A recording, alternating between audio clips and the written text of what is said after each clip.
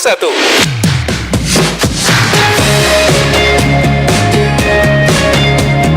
Kanal informasi dan inspirasi.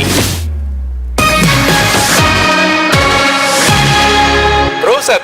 Pendengar, terima kasih Anda masih bersama kami di RRI Labuan Bajo FM 91,7 MHz. Pendengar, masih terus bersama saya Agung Sene, penyiar Anda yang menemani Anda pendengar di Labuan Bajo pagi ini. Kita beralih ke informasi berikut, pendengar. Bupati Manggarai Barat buka penguatan SDM Koperasi Merah Putih. Dan untuk membahas hal tersebut, pendengar, sudah terhubung via telepon bersama kami ada Kadis Tenaga Kerja Transmigrasi Koperasi dan UKM Kabupaten Manggarai Barat, Ibu Teresia Asmon. Langsung saja kita sapa pendengar. Selamat pagi, Bu Nei. Selamat pagi Pak Gu. Selamat pagi untuk seluruh pendengar dari Labuan Bajo. Selamat pagi, Bu. Bagaimana kabarnya, Bu? Sehat? Baik, sehat luar biasa, puji Tuhan. Oke, Bu, ini kemarin beberapa hari lalu sempat ada informasi kalau Bupati Manggarai Barat buka penguatan SDM Koperasi Merah Putih, betul ya, Bu ya? Betul ya, di hari Senin kemarin. Oke, baik. Bu, ini mungkin bisa dipaparkan secara singkat terkait tujuan utama kegiatan penguatan SDM Koperasi Merah Putih yang dibuka langsung oleh Bupati Manggarai Barat, Bu Nei.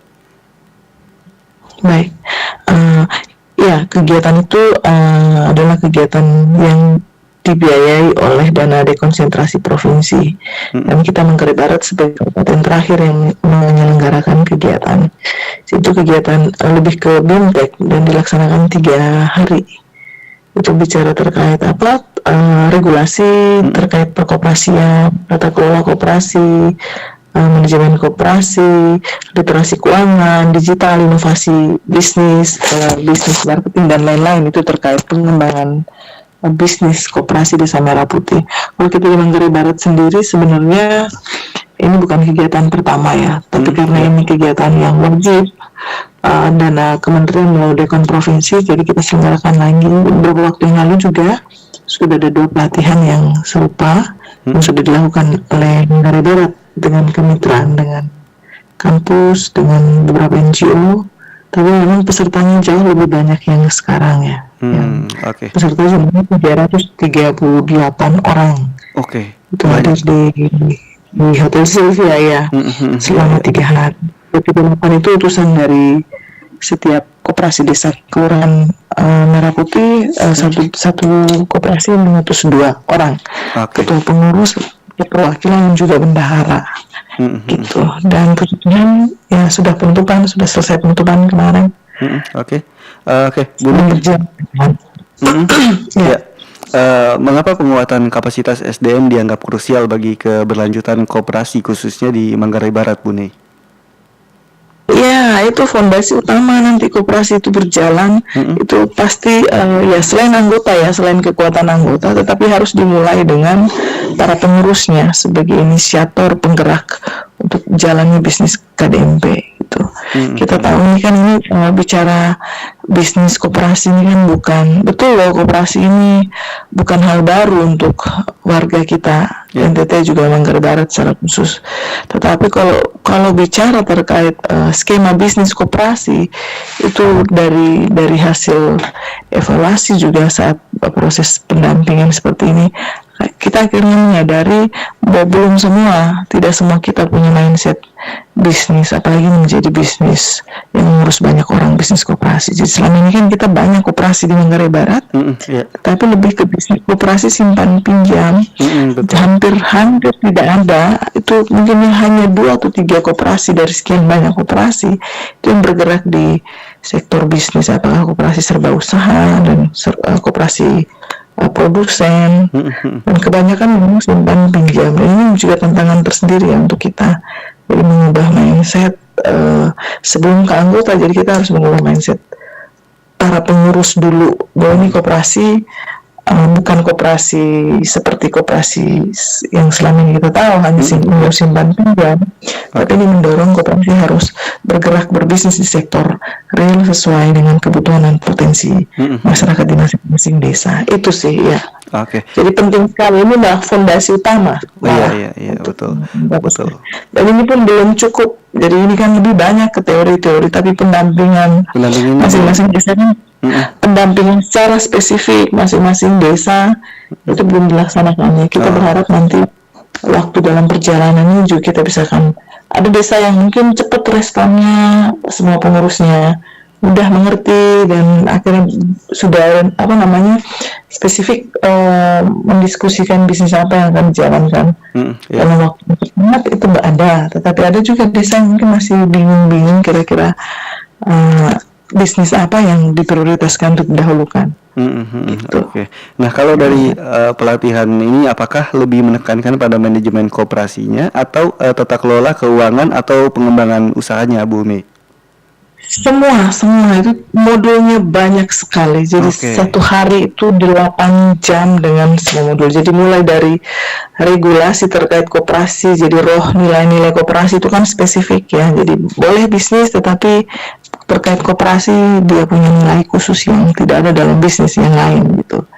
Itu regulasi terkait koperasi itu sendiri, tata kelola keuangan, model pelaporan, terus inovasi, pemanfaatan teknologi untuk pengembangan bisnis. Bahkan itu kita juga belajar terkait skema bisnis model kanvas gitu. Itu semuanya ada di dalam selama 3 hari itu dijejali berapa banyak modul materi yang mencakup semuanya.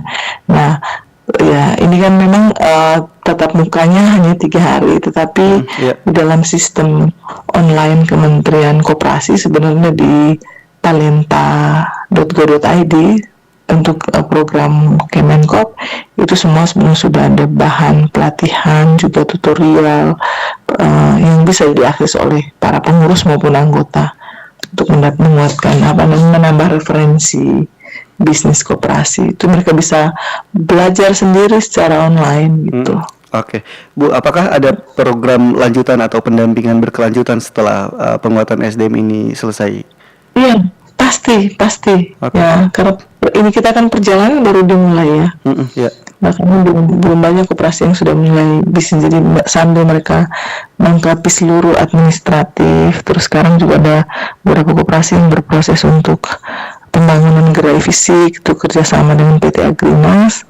Yang lain mungkin belum karena ya se-Indonesia, jadi syukur-syukur Manggarai Barat ada progresnya. Yang paling penting adalah ini. Jadi ya kita bilang bahwa kalau belum bisa berlari ya berjalan dulu. Kalau belum berjalan merangkak dulu. Jadi mulai dari apa yang bisa. Jadi banyak kan pola skema bisnis yang tidak harus dengan pembiayaan besar yang misalnya skema pinjaman bank belum bisa diakses, tetapi kan ada modal koperasi itu kan sudah ada modal dari anggota, mulai dari bisnis yang kecil dulu, intinya mulai saja dulu itu sambil berjalan karena kita tahu ini regulasinya masih berkembang bergerak terus menerus. Jadi dan ini untuk tahun depan itu di perencanaan pemerintah itu wajib itu, jadi anggaran lain boleh tidak ada, tetapi khusus untuk program prioritas nasional seperti KDKMP itu wajib ada gitu. Oke, Bu Nei, mungkin ini akan jadi pertanyaan terakhir, Bu Nei. Mungkin bisa disampaikan seperti apa harapan terhadap peran Koperasi Merah Putih dalam mendukung perekonomian daerah ke depan ini, Bu Nei? Iya, kalau dilihat dari mimpi besar Koperasi Desa Merah Putih ini sangat besar, dan bahkan kalau kita lihat membayangkan kalau ini berjalan ideal sesuai harapan, itu yakin pasti akan mengubah banyak ya. Banyak hal mulai dari desa. Salah satu yang kami diskusikan kemarin, selain bicara terkait bisnis berbasis desa yang nanti mengurai masalah-masalah yang selama ini mungkin tidak terselesaikan di desa sesuai potensi, sesuai kebutuhan masyarakat, yakin kalau itu dikelola dengan baik itu bisa teratasi. Terus yang paling menarik menurut saya ya secara pribadi, ini kalau misalnya ini bisa berjalan, ini akan mengubah generasi, cara pandang, mindset generasi. Kita tahu nih sekian lama program pemerintah dengan begitu banyak bantuan itu mengubah mindset masyarakat secara keseluruhan kebergantungan terhadap bantuan. Contoh hal-hal kecil bahwa tidak akan bergerak kalau misal uangnya tidak dari pemerintah. Betul. Terus tidak ada dari hal kecil kita melakukan kegiatan pasti orientasinya yang penting ada uang duduk dan lain-lain. Itu mental-mental yang tanpa disadari itu terbentuk karena dari program-program yang selama ini sangat memanjakan masyarakat. Nah, Koperasi Desa Merah Putih ini kalau dilihat kan itu mengubah konsep banyak gitu. Ini pinjaman harus ke bank, tanggung jawabnya harus mengembalikan ke bank, dan harus membuat rencana bisnis, harus melaksanakan bisnis, baru uang itu berputar di desa dan melibatkan seluruh masyarakat di desa yang merupakan anggota koperasi. Ya, bukan tidak mungkin ini pekerjaan besar sehingga suatu saat mindset kewirausahaan, mindset bisnis itu kuat di kita, itu bahkan di generasi yang akan datang. Jadi semua orang diajak untuk tidak hanya terima uang, tetapi bagaimana uang itu Dikelola dengan baik. dikelola untuk bisnis dan menghasilkan uang kembali gitu. Oke. Itu sih menurut saya setelah direfleksikan, jalankan dengan baik. Suatu saat kita akan ada di fase yang mindset masyarakatnya, mindset kewirausahaan masyarakatnya itu kuat gitu dan bertumbuh. Oke. Itu sih kan. Oke, baik Bu Ni, terima kasih banyak untuk waktu yang sudah diluangkan untuk kita berbincang di Labuan Bajo pagi ini, Bu. Terima kasih banyak RRI Labuan Bajo yang selalu update informasi Siap. tentang untuk masyarakat banyak. Terima kasih, selamat pagi. Selamat pagi, terima kasih banyak Bu Ni. Pro 1, kanal informasi dan inspirasi. Kanal informasi dan inspirasi. Pro 1. Masuk bulan